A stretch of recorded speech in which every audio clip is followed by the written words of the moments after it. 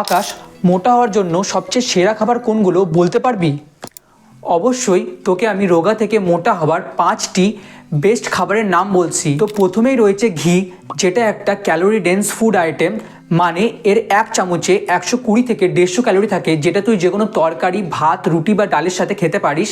এবার 2 নম্বরে রয়েছে আমাদের পিনাট বাটার, যেটা খেতে এতটাই সুস্বাদু, মোটা হওয়ার জন্য ততটাই কার্যকর। এটা তুমি রুটি অথবা কলার সাথে খেতে পারো।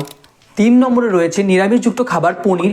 এটা একটা হাই কোয়ালিটি প্রোটিনযুক্ত খাবার, যেটা আমাদের শরীরে রিকভারিতে অনেক সাহায্য করে এবং আমাদের মাসল তৈরি করতে অনেক বড় ভূমিকা রাখে।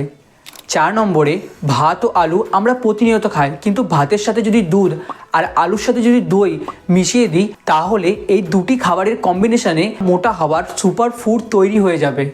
এবার সবার শেষে 5 নম্বরে সবচেয়ে গুরুত্বপূর্ণ হলো প্রোটিন সোর্স, যেমন মাছ, ডিম, মাংস অথবা ডাল, ছোলা বা সোয়াবিন। এগুলোর মধ্যে থেকে তোমার সবচেয়ে প্রিয় খাবার কোনটি, কমেন্টে জানাও।